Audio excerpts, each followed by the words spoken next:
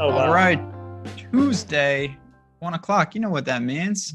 PGA DFS strategy show on deck. Stokastic, presented by Prize Picks. We're here. If there's golf, I am here. Geoff Ulrich is here, and we are ready to break down the Shriners. We just talked about this, and I already forgot. The Shriners Hospital Open, correct? No, dude, What? it's not that anymore. Oh, It's the Shriners Children's Open this year. Children's Open. As Okay. we were saying off the top, I'm 90% sure last year was just the Shriners Open, and I'm 90% sure the year before that it was the Shriners Children's Hospital Open. And I know that Justin Timberlake has been involved in the title for this tournament at some point. So, yeah. Anyways, No joke, I already forgot it, but yes, it is the Shriners. And you know what? As much as we can complain about them changing the verbiage, there are some positives. TPC Summerlin doesn't change. The field is pretty steady, and I actually think it's kind of an uptick from last week. So we're going to get into all that, but I want to kind of start with last week. Mackenzie Hughes, your native son, takes it down. Grillo made an 8 on Sunday like a fool. I didn't have a major takeaways. I think my biggest takeaway is something that you know as well as me. In swing season, you're going to get guys at the top of the board missing cuts. You're going to get guys from the bottom of the board competing. It's just that kind of mixed bag that we have to get used to. yeah. Like Henley. What was Henley doing exactly? Oh, Henley? Oh, Yeah. yeah. Yeah, no, I don't know what Henley was doing, unfortunately for me. And And you know, a few others who probably tailed me. I felt really stupid too for at the time. I mean, I feel stupid most days, but like stupider than usual because like Scott Stallings, to me, I thought Scott Stallings was going to win the event, and I'm just like, you know, he played well in the playoffs, and like the momentum factor, I always bring it up in the fall, and it's like, how did I not bet Scott Stallings at a bigger number? But then he fell off, and it goes to your point where the swing season is it's just what it is. It is what it is. I'm not even like Mackenzie Hughes winning. It's just, it didn't even like register. It's just like, okay, yeah, then kind of makes sense. It's fall. Like this is when a Mackenzie Hughes pops up and wins an event. So yeah, it you know, it's a little bit weird. If you had a Mackenzie Hughes ticket, it was at a nice number. If you used him for DFS, I don't even know what his ownership was, but it was probably really low. Nice win for him. You know, I know people were throwing out the snub factor from the President's Cup team. Hey, you know, it's a thing. I know the last time that we had the President's Cup in 2019, we had like 4 international guys win like in the next 12 events. So it's something that I would actually keep looking at. I would look at guys who get snubbed. I'd look at guys who played on the international side because it just creates a lot of confidence, I think, for them one way or the other. There's no doubt about it. You can get on runs, and it's always, I think the allure of swing season is always the guys who are going to break through. Who's going to win that first one? Oh, all these hot names. And more often than not, we just see like, you know, random solid PGA Tour guys add another one to the resume. So it doesn't have to just be first time winners. Yeah, totally. I mean, it's wide open, man. I mean, that's what's kind of nice about it too, is that, you know, you can go down the board. And like, I know for me, you know, like DFS, obviously we're more in tune to like the salaries attached to players, but like for betting, I mean, I don't know if I'm going to have a guy like on the card, like over 66-1 this week. I mean, it's just probably got a little bit too cute trying to go to the top of the board last week. And I'm just not going to do that, especially with more elite players and where the prices are depressed too. So, yeah. Anything else you want to talk about from, like I said, I didn't have major takeaways. We saw a mixed bag of some guys. Taylor Montgomery rallied. I thought he finished better than he played. But 6 strokes putting every week. It's just absurd. Yeah, that was a cold putting week for him based on what we saw 2 weeks ago. I mean, I don't know, but Grillo's got it going on. We're going to talk about him, but let's get into it. Let's get into TPC Summerlin. We've seen this course a million times. Or 71 Vegas. We know what you need. It's going to be easy. What do you think of, and how do you kind of think of what you want when you come here? Yeah, I mean, the events like venues like this with it's just such easy scoring. You've got the distance factor off the tee with the thin air, no rough really, so it's not very penal off the tee. There's some water, but it's not like a huge deal. It's more on the approach side really, the water comes into play. So it just brings everybody into the mix. It creates like this vacuum where it's like anyone can kind of win, and the elite players have like separated themselves here as well. You know, like Sanjay, Cantley's got to win Bryson. So we've had like 3 pretty elite winners in the past 5 years, but then you mix in a Martin Laird at 250 to 1 and a Kevin Na 14.2 gain strokes putting week. And it's like, just anything can happen. So that's what these kind of venues do. But as far as like what we really want to be focusing in on and things we can actually like factor in, it's definitely a strokes gain approach week. I mean, this is just all about hitting greens. Everyone's going to hit greens, but the guys who hit it closer, as we saw with Sanjay last year, like they're just going to get more and more birdie opportunities. And if their putter gets remotely hot, they're going to go really low. So strokes gained approach is where it's at. This tends to be a course where it's a little bit tougher around the greens, but like you just don't miss many greens here. The green and regulation percentages here are super high. So scrambling doesn't come into it too much. I mentioned the off the tee stuff. Everyone's hitting it, bombing it like over 300. So, it's a week where a variety of styles are probably going to get in the mix. You want to just hyper emphasize the tee to green and the guys who are just, going to be giving you a ton of birdie opportunities, but you don't need to really cross anyone off the list. If you've got like some kind of connection here, or you just think a guy is due for a good week for whatever reason, I mean, there's a good chance he could come out of the gates hot. So, you get ready for, a 6 under par cut line as well on Friday. There's no doubt about that. We got a ton of Vegas guys. Like there's a million guys that live in the area. Yep. I'd say the majority of this field, even if they don't have a ton of experience at Shriners, have seen this course. It's just one of those. I agree. So it's such an interesting dynamic, particularly with around the green. It is tricky, but you may not be exposed if you don't know what you're doing, because you can hit all the greens of regulation. It's not one of those courses that are going to force you to scramble, particularly if you're on it. Like if you're precise with your irons here, you legitimately may not have to scramble at all at times. And that can really help some of these one-dimensional golfers in a field like this. Yeah, absolutely. And, to your point about like the desert and just where we're located, I mean, there are just players who really just have good track records in these courses. Like the Amex is another course where we tend to get pretty high green and regulation percentages. So, players can just really just hyper focus in on getting their putter grooved in and then just getting their irons grooved in as well. So, desert performance, Phoenix is another course so you could kind of look at.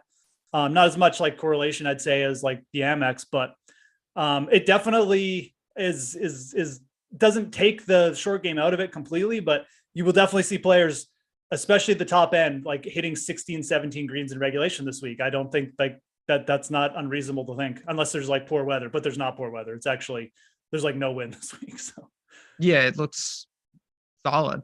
Yeah. Anything else on the course? Again, we've seen it. My one question, and I don't really care about this, and maybe I'm just looking at something that's a little confusing. The greens were bent and then they were Bermuda. What are these greens? Do you know? Pretty sure they're still bent grass. They're bent. Okay. Pretty sure they've always been bent grass.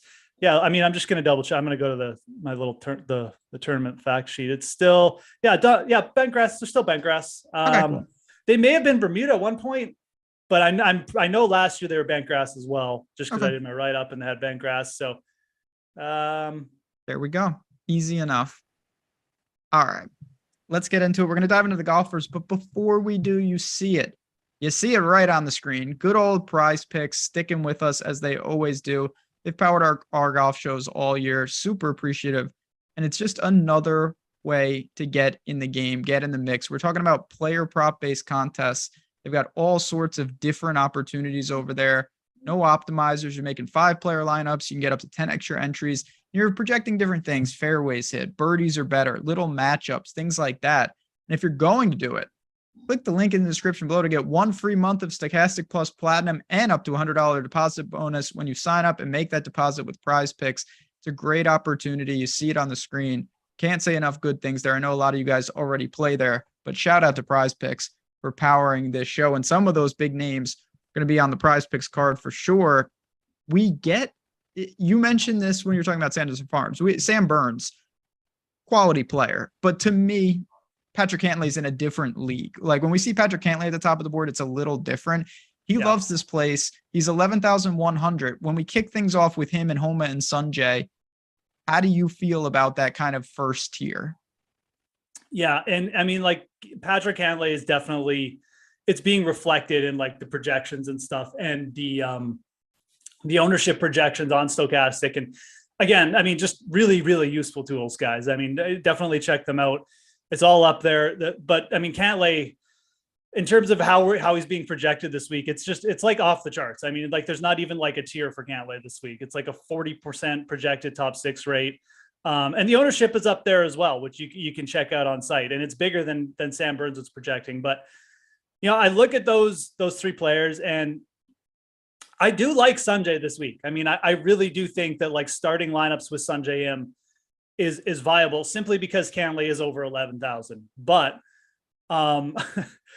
like you're definitely taking your life into your own hands with not rostering Cantlay. So it's a catch-22. It's really created just a situation where he's going to be so highly owned that I think that just fading him on ownership alone is at least like worth talking about. But I definitely go Cantlay, Sanjay, Homa, with the idea that, if you're looking to pivot off one of the top, or you're looking to pivot off Cantlay, excuse me. I mean, like, I think Sanjay is an absolutely fine starting point. He's coming in the exact same way he came in last year. He had a bunch of top finishes in the playoffs. He's striking it great again. He was very confident with the putter. There's no reason why he can't come in here, lead the field in strokes gained tee to green again. And just, if the putter is like remotely good, win the event again. So I really like Sanjay this week, but Cantlay at these events, I mean, I don't even really need to go over the course history. It's absurd what he does when he comes here. It really is. And I mean, part of it, particularly early in his career, maybe wasn't the same player, but you find it equally absurd to see Max Homa's course history here. Yeah, I mean, which is you're talking about 4 straight miscuts, nothing of any value. Now, he wasn't the same player at all those times, but for a guy this good to have no success at a swing season event, what do you make of that? This is where this event is really weird, and it can kind of play with your mind. Like there are players, like he's not the only one. I know Keith Mitchell is another player like we have projected well this week. He's 0 for 4 and made cuts at this event. And I think, again, it's got to do with a couple factors. It is Vegas. It's Las Vegas. Let's be honest. I mean, it's the fall season. Little roulette table action. Most of these guys are under 35, man. Like, it's not like Max Homa, especially. I mean, he's coming off the win, the President's Cup. I mean, he's got a little bit extra cash in the bankroll this week. I mean, it's not outlandish to think that he's coming here and just being like, okay, I mean, if I make the cut, great. If not, great. So but I don't really have an answer for why he's 0 for 4. As you mentioned, I mean, he was definitely a different player even just 2 years ago. So it's something that, if you want to take a shot with Max Homa, that shouldn't stop you from playing him, whether it's in a tournament lineup or whatever. But yeah, it's something to note. I mean, I think some players also just come to these type of events and they just don't like the fact that it's just, it's just all out birdie. And it's like, okay, you make a par and all of a sudden you lose 3 strokes. And, you've got like the Austin Cooks all of a sudden, like shooting 62. And Max Homa was like, how is Austin Cook doing this on this course when I'm like, the 12th ranked player in the world? So I think it creates a little bit of like negative sentiment for some of these players. They just don't like it. And I think Homa probably, if you've seen where he's won on tougher golf courses. It's not really a stretch to say he just doesn't really like these types of events. And it's just, to me, and I've said this a lot, I feel like the best players in the world, their biggest attribute is mitigating bad rounds, holding a 77 and grinding it to a 73. When you only have 36 holes, you can play pretty well and shoot 3 under and you're gone. Like, you're not making the cut here. And I think that adds more variance than some of the, when it's a really difficult course, I think that the better players actually are more likely to make the cut more consistently. When anyone can go out there and fire 266s to get their round started. And I think that does hurt some of these players. Yeah, absolutely. And that's, again, it all goes back to the main point.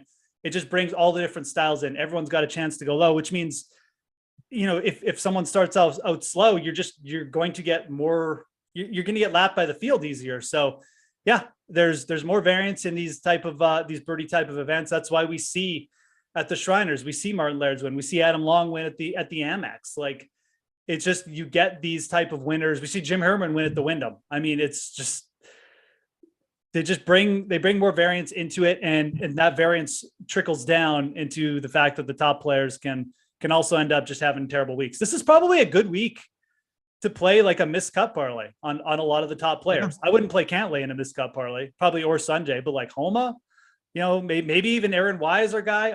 Wise has Vegas connections, and we like Aaron Wise, so we won't throw him in there. But a couple guys like that.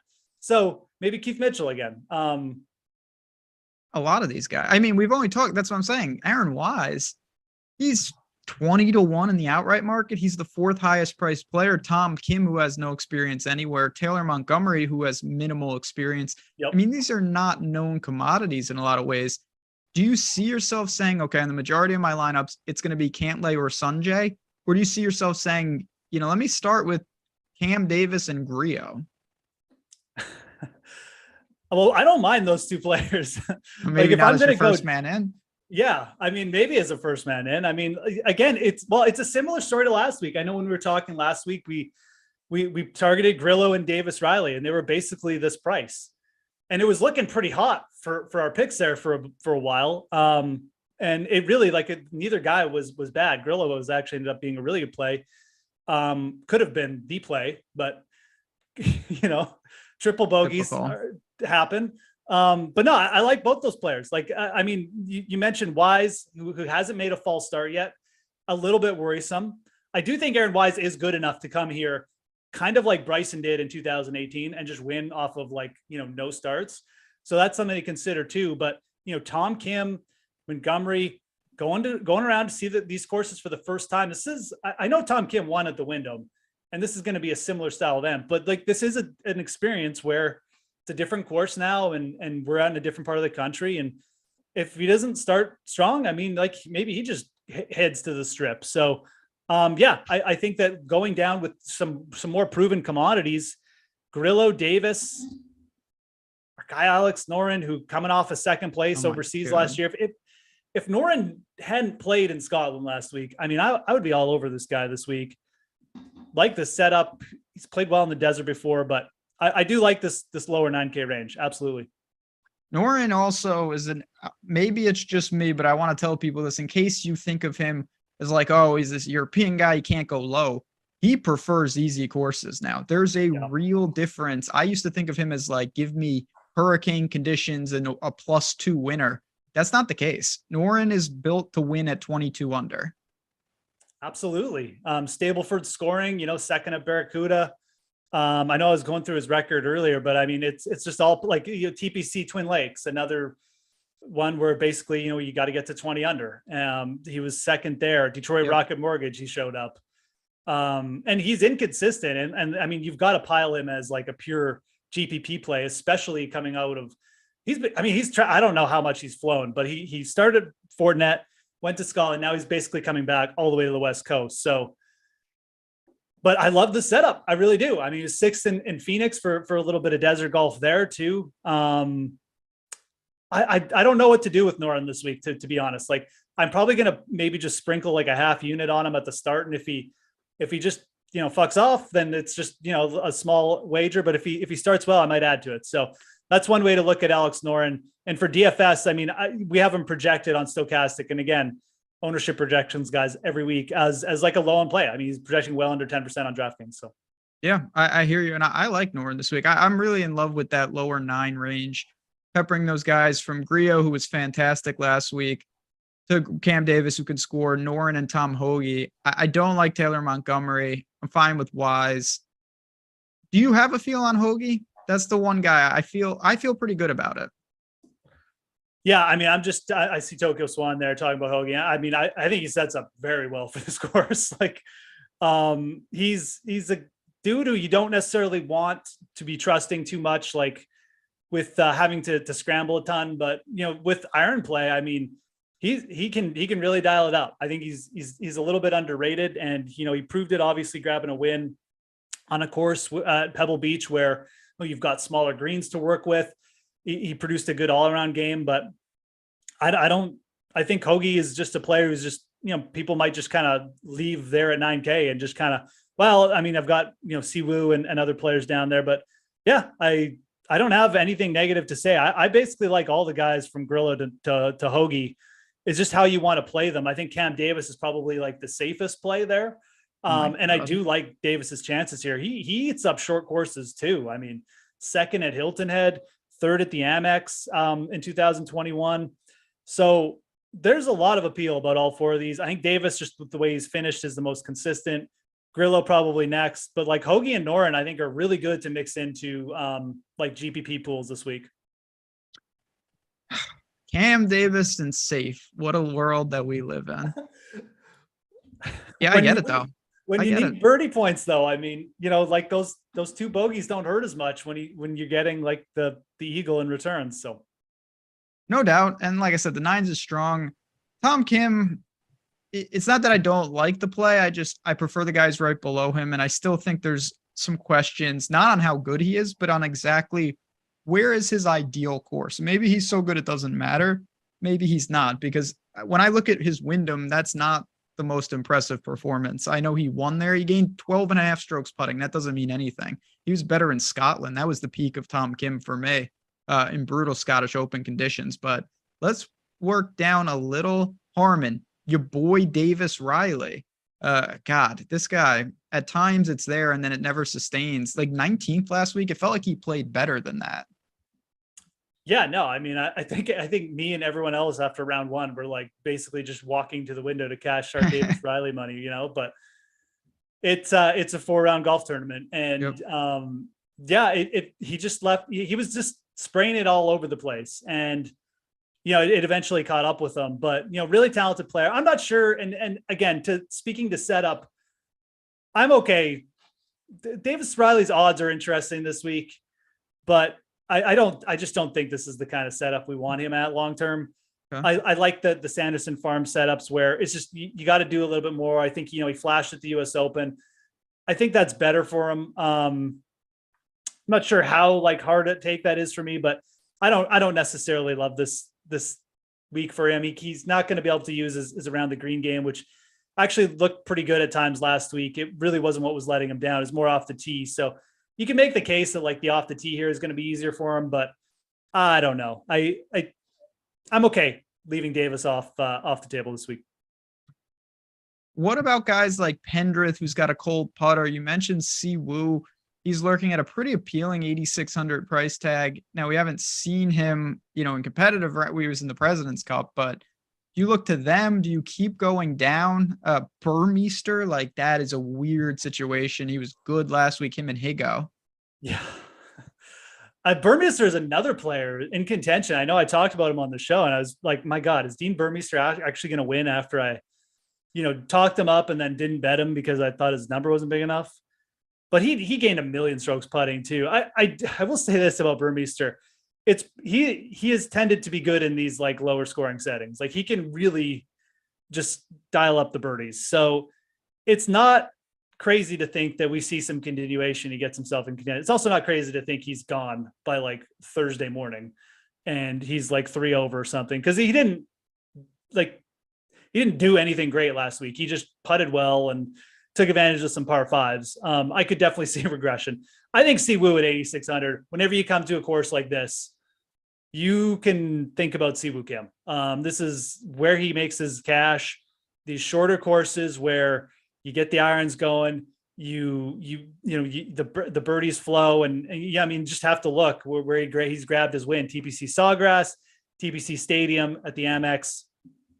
8,600. It's a fair price. You got guys like Hoagie still in front of him.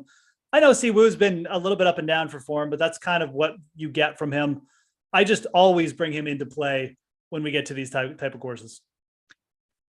I get it. No pushback on Siwoo. Then you get to a weird stretch of some of these short game specialists. So Denny McCarthy, obviously just the putting machine. You've got Bez there. And then you've got Maverick, who's 65, 70 to 1 in the outright market. He's not been good lately, but there have been times where Maverick has really thrived in these type of conditions. Easy, calm, just lean on your putter. The irons have been pretty bad, though, and that's really held him back lately. It has, and that's kind of the theme in this range. Maybe excluding Poston, although Poston may be going through some regression himself in that regard. But we have high-end putters here. McCarthy, Poston, Bez, McNeely, even Keith Mitchell's turned into a good putter. But these dudes' iron play is just, it's spotty. I like McNeely this week. I mean, I feel like I feel like him. McNeely is an overrated player to begin with. I think I think the DFS community just as a whole kind of overrates him. But if he's going to win on the PGA Tour, it's going to come at an event like this. Like he's not going to, I don't think he's going to go and win the Farmers. I just don't think he's got enough like tee to green game to do it. But he can putt, man. Like he can absolutely go out and do like a little Kevin Na special this week. And if he's just remotely positive with the irons, I mean, he's strong enough off the tee that he's going to get it out there and have some short approaches. I could see him getting in a groove this week. So I think McNeely is really interesting. I may even bet him. The number's pretty solid. Again, like people are looking at him at like 30-1 for the Fortinet. Now he's like double that. So that's kind of where I'm looking in this range. But, if you told me you wanted to get on Bez again, I guess I'd understand it. I just feel like McNeely's the more experienced one here. Everyone kind of likes him for the same reasons. And this is the type of setup where we should be targeting him. So I hear you. He's on I did my show over on Odd Shopper YouTube, which right. I'm sure many of you already check out. But if you didn't, check out Putting for Dough this week. Maverick is on my card. There you go. I bet him. I just feel, again, this is not great for DFS because there's nuance. But for an outright, I think that he's got a real shot to win in the next 2 years. And at 65 to I'm getting 2 years worth of starts. And these are the type of events, as you said, with a limited field. This is if Maverick's ever going to win, it's going to be one of these. I agree. Yeah. And to your point about the odds, when these guys who, again, we tend to overrate a bit, get down to 30-21, it's usually the time to jump off when everyone's talking about them. But when they show up the next week and the field's a tiny bit stronger and it's still like just a silly fall season and their odds are doubled, that's when you should get interested. It's just like buying stocks. When everyone's buying it, don't buy it. When everyone's selling it, buy it. So before we get into the sevens, I do want to ask you directly about Keith Mitchell. We've talked about him like 3 times in this show without actually talking about him. Terrible course history. We know he's a crazy scorer. In some ways, he's got a little of like the Cameron Champ combo, which is just like you murder off the tee and then you make all your putts. Your irons don't need to be that good. Is that the formula? Mask your around the green deficiencies and go for that? Or do you see something at Shriners that consistently does cause him problems? I don't really know what to make about Keith Mitchell's record here. Like it is weird. He won the Honda. I'll never, ever understand that. Why not?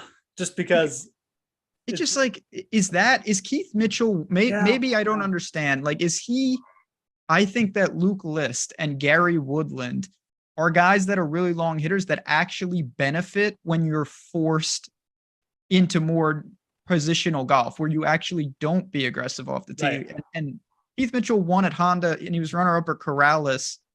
I've always pictured him more like Wells Fargo, which I don't know. I have a tough sell with Keith Mitchell in life. No, can't do it. He's kind of a weird player to pin down. You're not wrong. Like the Honda win, and he's not like, and to make it even weirder, like when he won at the Honda, like his around the green game really wasn't good. I mean, he's turned into a little bit better in that regard, but it is kind of a weird win when you think about it.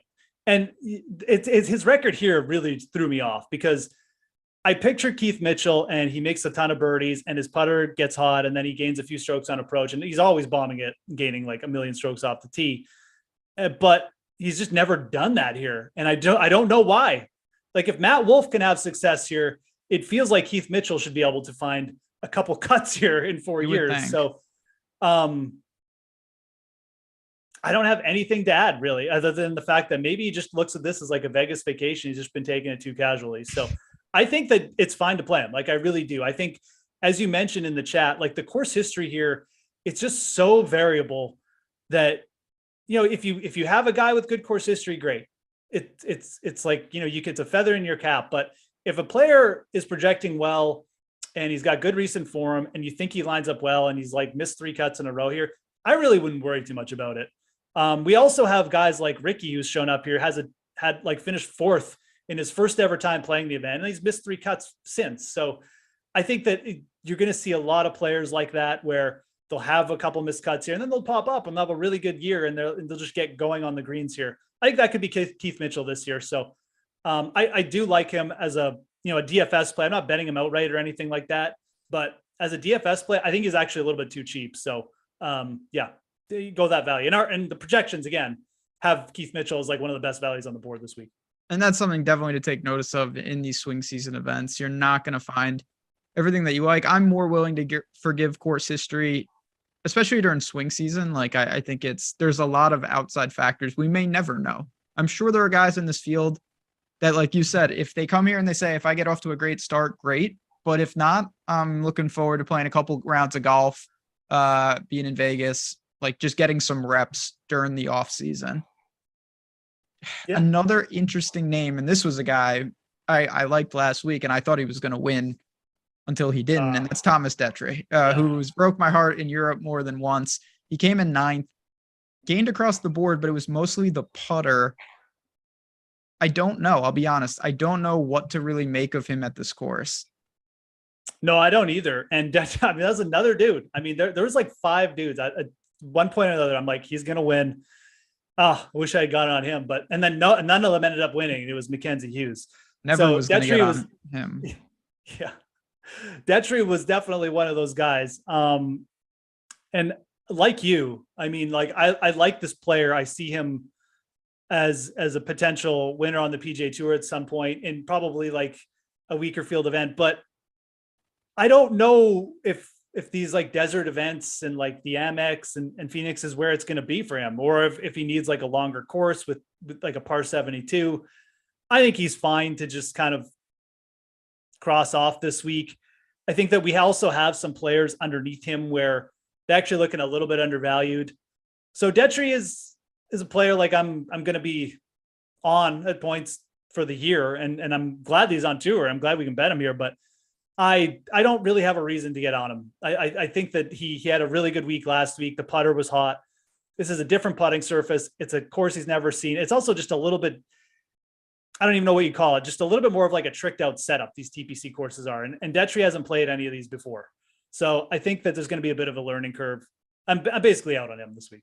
I'm going to cash in my dividends from last week, kind of wait and see, but we're at the best part of the show.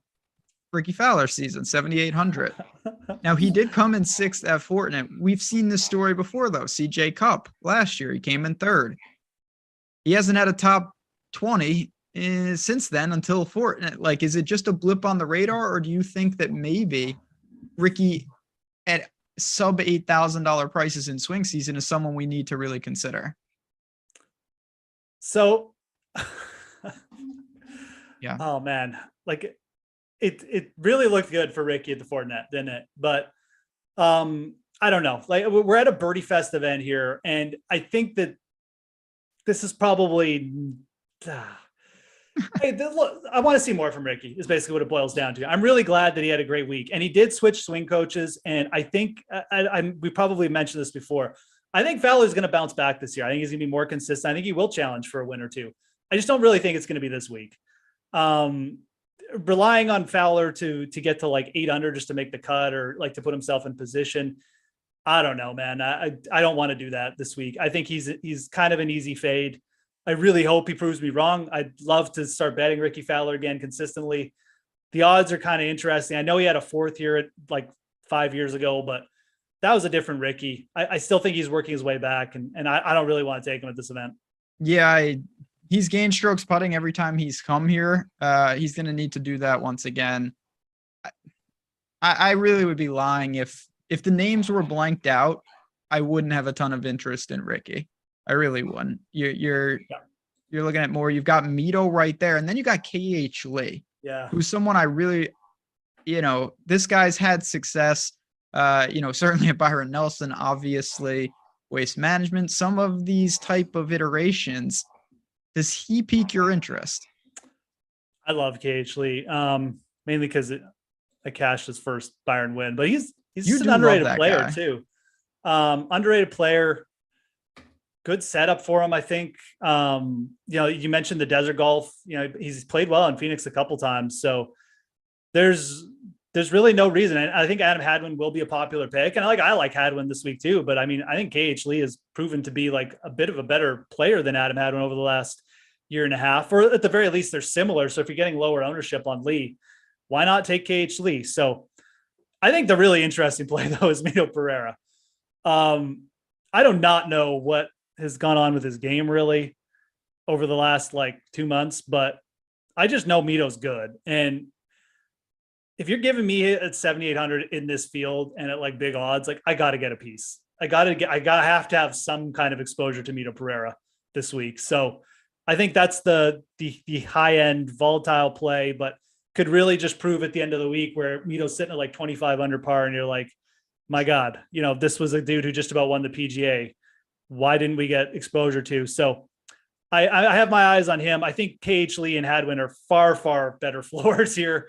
With Hadwin probably even having like the best floor of the three, but I look at Mido as a play in that range where if you want to get some exposure and, you want to kind of dial up the variance and get a low end player who's, you're buying low, so to speak, that would be it for me.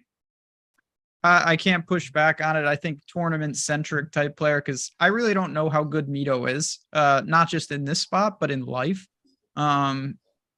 It seems more like a buy than a sell though, or not holding off, but I want to go a little lower now. We're in the mid sevens. I'm gonna throw out a couple names, but two that are strongly on my list, actually three. Mark Hubbard, I'm pretty content with. He played well last week. Nick Hardy, this is a guy that I want to buy during the swing season. And then this is where it's getting a little dangerous. What about Matthew Neesmith, who's cooking with the iron, synced it up with the putter? He's gained in 4 straight events with the putter. I think of him as a good iron player. I think you can really make some good opportunities in the mid sevens. Okay, so I just blacked out there for a second. What I switched over to my football lineup. It was Neesmith. Who are the first two players you mentioned? Yeah, I said Mark Hubbard, and you legitimately had no reaction. Like not even it didn't. I could tell it didn't register. So we got Mark Hubbard, Nick Hardy, who's someone that I'm interested in buying in swing season, and then Neesmith. I could get on board with all of these guys. Yeah. Okay. So Hubbard, to me, I felt like it's just we may have reached peak Mark Hubbard last week. I don't want to like try again. If you're on Mark Hubbard last week, it just feels like pushing your luck to go there again. At this point, I didn't get the win. Like he's been a grinder for a bit, but I'm not going to chance it twice. I think this field is also deep enough where you got names down there where you could look to get off him. Hardy is, I keep going back between like Hardy is way overrated or I'm just like underrating him. And like last week, again, like he got himself in contention, but couldn't really close the door. Of those three, I love Neesmith the most. And okay. I mean, I think that is definitely the player like that I feel the most confident about. It's just a good setup for him. He's proven himself on some of these desert tracks. He can get pretty good. I worry a little bit about his putting upside, but his irons are really good last week. I think you have to trust that. What about Kurt Kitayama? Oh God. I talk about someone that I don't know how good they are. Yeah. I mean, he's cost me a lot of money in Europe, not by not winning, by winning. And I've had multiple guys against him in playoffs and whatnot. I mean, just look at his results. This is a great GPP player. I mean, I'm just going to read up certain spots. Miscut, third. Miscut, runner-up. Miscut, second in the Scottish. I mean, littering the board with top fives and littering the board with miscuts. He's volatile, and I don't have any track record to go off. I think he has played here a couple times, and I'm pretty sure it's like resulted in miscuts.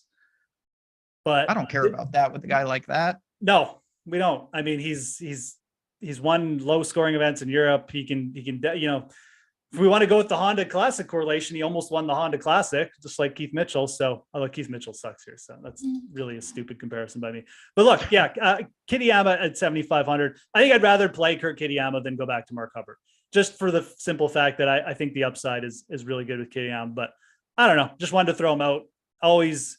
He's a player who you should always just check if he's in the field, and just regardless of form. If he's sitting there at big odds and you think the field is gettable and maybe the top guys are a little bit vulnerable or the course is too easy, I like getting a little bit of exposure, not a bad idea. As we work down, I mean, there's plenty of names and feel free to point out any of them from Nick Taylor to Rye. Jason Day is here. Benny on bad miscut last week. Jaeger, Martin Laird, who's probably got more, positive experiences here than maybe anyone in the field. There is, Justin Lower is here. There's another Korean player that I don't know a lot about.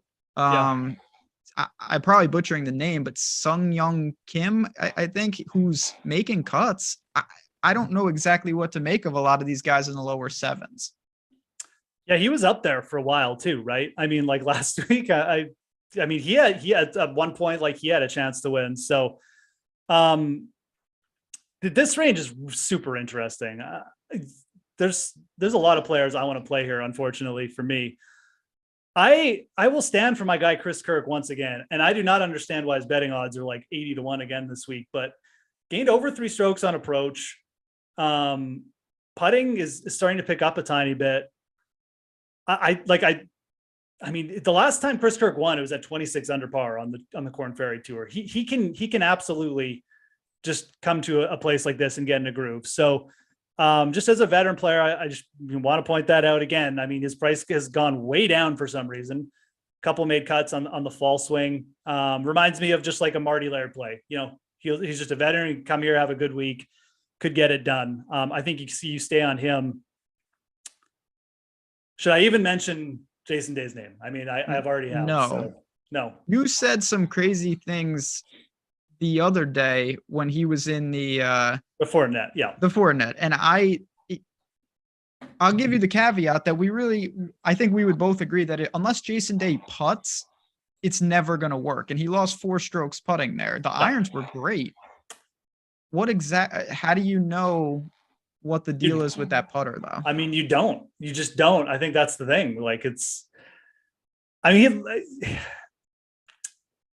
until there's like a big injury issue again with Jason Day, and there probably will be soon. Like I just feel like he's not a bad punt play at these events. I don't feel like he's a bad bet at like 80-1 either, but certainly by no means a must play. I like Russell Knox in this range. Let's just change the subject. So here we go. Yeah, that's Russell Knox is certainly safer than Jason Day. I think this is a really good. He almost won here way back in like 2015. Just superb iron player. Can he sink enough putts? I mean, like anyone can sink enough putts on any week. So I think Russell Knox at 7,100 is a play you should be all over. And he's actually like if you're looking for like placement bets or like a top 10 to mix with an outright, like I think Russell Knox is a great guy to ladder this week. 20, 10, 5 win. I'll almost be shocked if he's not at least like top 20 at this event. He looked really good last week. And I just love him on these setups, a little bit shorter, where the proximity just gives you so many opportunities on every hole. Do you worry that his off the tee game has been particularly bad? Yeah, I mean, I guess a little bit, but I don't think it's going to hurt him too much at this course. I mean, I think you can just kind of throw it out there and be fairly close to the hole. Fair enough. All right. Now, so we got Marty Dew, flat 7, Lee Hodges, flat 7, friend of the show. Jesse shouting him out. Hayden Buckley. Talk about a top 20. Hayden Buckley, every week you could play that guy. I mean, do these guys pique your interest? I played Marty Dew last week and it didn't really work. He did make the cut. I'm going to hold on with some of these names to kind of round out balanced builds. Yeah, Marty Dew was a good call too by the chat. His irons, I don't know if we want to stay on him for another week. I would probably say no. Carl Yun has been making birdies at a pretty obscene rate since he's been on tour. I kind of like that play for this event. I mean, the birdies are going to be there if he gets the cut. I mean, he's a player who, I feel like he could just pop up for much like some of these other younger players like a Montgomery or a Taylor Moore. He could just pop up with like a top 10 one week. And I feel like Carl Yun at 6,900, fine to work in there. I'm not going to get back on the Higo train. That was weird last week, just him popping out. He's a good player, but I mean, what about Bo Hostler? God, I'd rather play Jason Day. That is egregious and not true. I refuse to believe that. Bo Hostler. I guess he's the guy. I mean, if we like Maverick McNeely, I mean, Bo Hostler does a lot of the same things, right? Like, and truly he does. Elite bent grass putter. Yeah. No, if if his irons are just even average, like he's probably got a shot, right? So yeah, no, Hosler's definitely in play. Yeah, his record here isn't terrible either, actually, if we're really getting into it. He can play that kind of just bomb and gouge style where he'll just launch at 350 and the approaches will be short for him. He's still going to hit a ton of greens. And if the putter, he just starts sinking some 30 footers, then yeah, Hosler is probably someone you can think about in this range. Chesson Hadley is another player in this range who good course history here, always seems to putt well here, likes the low scoring events. I don't know who I'd take between Hadley and Hosler, actually. I mean, Hosler is the one coming off the made cut. So maybe I do lean Hosler here. I like Hosler this week. You have to know what you're getting into. Fair enough. I mean, I take back my Jason Day comment. I do. I dial it back. I apologize for the Bo Hosler. Yes. Bo Hosler, I'm not going to try not to play both sides of course history, but he's 4 for 4 here in made cuts, everything inside the top 35. He's gained strokes putting in all 4 iterations of this tournament. He's gained strokes around the green in all 4 iterations of this. That's exactly the formula for him. Now he could get himself in trouble. The irons could break. I mean, there's no doubt. But if you tell me that some of these putting specialists can go off here, Bo Hosler, sub 7K, there's no doubt in my mind in terms of top 10 equity in the 6K range, he's towards the best of the guys. Yeah. And again, like, I can't really say bad things about Bo Hosler if I like Maverick McNeely, because I just feel like those two players very similar. If they just have decent weeks with their irons, I mean, things can happen. Like things can happen quick for them. So no, it's an interesting play. I think this is again like the type of event where we want Bo Hosler. The tee to green doesn't have to be leaned on too much, and you can do more with the putter. So that play makes a lot of sense. On the other side of it, you've alluded to some guys that maybe have a combo of off the tee and putting. Does that make Patrick Rodgers intriguing? Because Patrick Rodgers, in theory, that's what he does. He made the cut at Sanderson Farms, but that's about all he did. Yeah, I just don't know if he's playing well enough. Like, I mean, it looked like he was going to take a step forward at top points last year, and it just really hasn't happened. So no. I'm always kind of checking out Patrick Rodgers, seeing what he does, but I don't know. He could pop up, man. Like he really could. I mean, like the 10 strokes putting, the Kevin Na is potential, but I just don't think that he's playing well enough, to be honest. Like I really have nothing there. We're into the deep sixes now, and I can never get this guy right. He does this. Dylan Fratelli, 13th at Sanderson Farms. He gained in all 4 categories. I never know where to target him, and it seems like his statistics don't correlate to any course. Now, he's a winner at John Deere. He went nuts but it seems all in all, you'd probably want him at these type of events. Is he someone, when you look at the 6K range you're into, or are there other names that you give the nod to?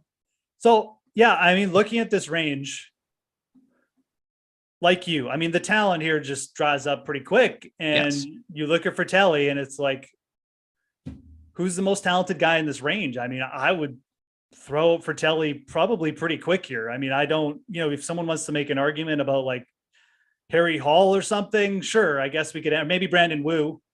But like those guys are very untested. And like, we know what we're getting with Fratelli, who's still a young player, still kind of in his prime here. I mean, I think that's a pretty good target if you're going down here for DFS. I really do. The fact he's shown recent form is good. I mean, I don't even know if we need recent form with Fratelli, because he tends to just miss some cuts, then pop up randomly, like you said, and just gain across the board or something weird like that. But his only win came at another birdie fest, came on bentgrass greens too. Definitely not bad indicators. I'll stand for my guy, Henrik Norlander, a bit. Whenever Norlander just gets a little bit of confidence, he does tend to string it together. And right now he's made about 7 of 8 cuts. I know some of those are Corn Ferry starts, but when his putter gets confident, he's kind of an approach driven player.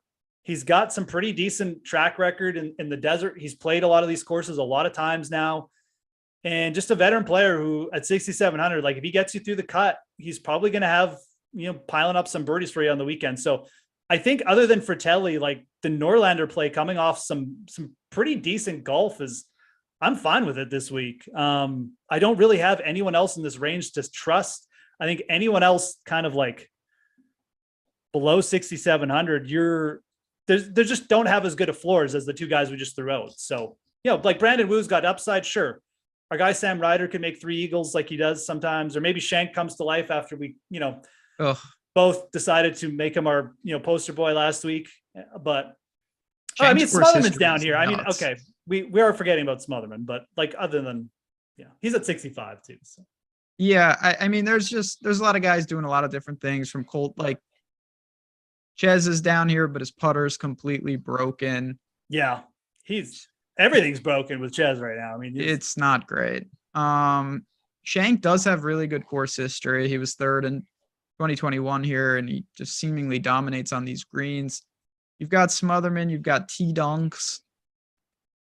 I mean, I don't know. It gets, you're starting to talk about guys that I really don't know how you make a case for some of them, like Ryan Moore is down here and those types. You know who's down here who I sadly you can't play? I can't believe that Schwab really just has not translated at all. I thought that he would be able to handle it on tour, and it's not working right now at all. It stinks. And I love that guy. Yeah, I mean, I do too. Like, I mean, I love all these Euro players when they come over, and I hope Schwab. He came so close to the Barracuda that one year. It's unfortunate. I hope he gets it together though. He's good enough to challenge. He's definitely good enough to challenge on the PGA. The Smotherman chat's right. I mean, Smotherman was really good play last week. Good top 40 bet, just good value. He's good value again. But when we're getting down here, I think it was you who called this guy out. It was Ben Griffin a couple weeks ago at 6,200. So this is a guy that we've talked about a little in previous weeks because he popped at Wyndham, and I legitimately had never heard of him. Yeah.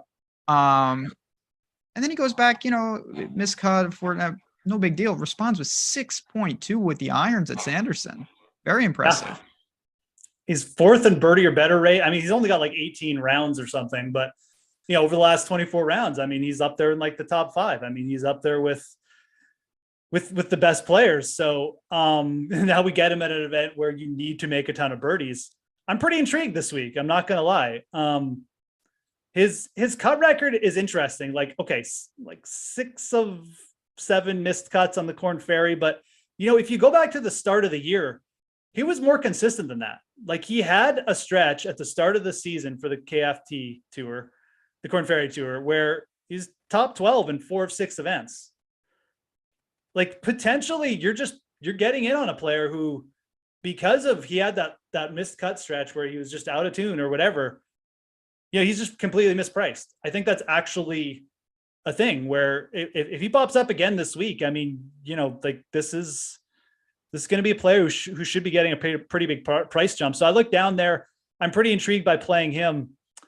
I mean, we could talk about some of these dudes if you want, but I'd like Streb, Lingworth. I mean, I don't have a hard take on anyone else. No, I think you want to be pretty careful down here. The one thing I'll say that why I even would entertain someone like Griffin, you're paying like you can get Cantlay and Sanjay, and that is something you might, if they come in first and second, which is unlikely, of course, but not impossible.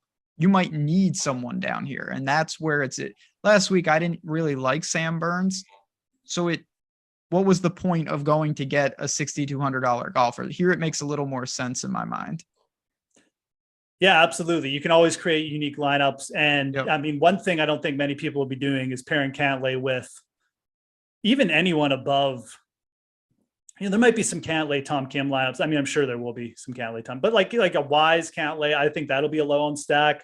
Sanjay Cantlay assuredly will be low owned. And even like a Cantlay, Sanjay, like, can you even do that? Cam Davis, Sanjay Cantlay. I mean, with Griffin, you probably could manage that. So, I mean, you can get pretty crazy if you use Ben Griffin. And I don't know. I mean, I think this player has some pretty good potential just from, again, not knowing him a ton about him, but just looking what he's done on the Corn Ferry Tour. If you take out the one stretch of 8 starts, he looks really good. So it's a big thing to take out, but players go through weird stretches all the time and they kind of rebound. So I get it. And again, this is the type of week more than ever with so many unknowns. A lot of these guys down here, I'm going to let the tools do the work for me. I'll look at our leverage scores. I'll look at our projections, and some guys will stand out. I'll probably give them a closer look and possibly put them in the pool because there's so many guys where we're talking about. You just mentioned even with Ben Griffin, like 18 rounds, 15 rounds. What, like we have an kind of a feel for what they are, but we don't really know. It's bad.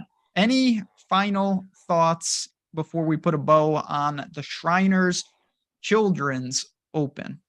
Correct? I think. Did I get it right? Nailed it, pal. Got it. Great job. Let's go. No hospitals this year, just the children. No, just the children. Next year, who knows? At least they keep Shriners, like I said. Yeah. Dean and DeLuca, 10 different sponsors. Charles Schwab in there. I can't. Who knows what's going to be next year? We're old enough to remember when it was just Colonial. But look, yes. One thing for DFS, I do think it would be a little bit of an interesting week to think about leaving money on the table. Like if you're going to fade Cantlay, I mean, you're kind of playing for like a bit of a random event anyways. So I think we have enough players in like the low 9K and like high 7K range to do that. So, I mean, again, it's not like if you're doing like a single entry, please don't do that. But like just for mixing it up a little bit, if you're going to fade Cantlay anyways, I mean, going with a little bit more volatile lineup in an event where that just screams volatility anyways. So just wanted to throw that out. I know for betting, again, for me, like, I don't think I'm going to have anyone under like 66-1 this week in the outright. So how that translates to DFS, I think that's exactly how it translates, where you could potentially just get a lineup where there's like, $2,000 left on the table or something like that. It definitely is that type of week. And again, swing season golf, that's what we do here at Stokastic. It's not the pinnacle of the golf season, but there's still opportunities, even if it's just to see what some of these guys can do before we get to the big time tournaments when the season turns. But if you've got to find more questions at the Fantasy Grind, at JazzRaz DFS, right on the screen there. As the porn bots invade our chat, that is always the signal that it's time to go. Friends, anyone that watched this, you guys are the true ride or dies for our golf product. We appreciate it. You want to help us, hit the like button on your way out, support the show, share it around, tell your friends. Let's make this community even bigger and better for 2023. But until then, for me, for Jeff, for Tyler behind the glass, good luck, everyone. Enjoy the Shriners Children's Open. We'll be back next week with more PGA here at Stokastic. Goodbye, Chat 69.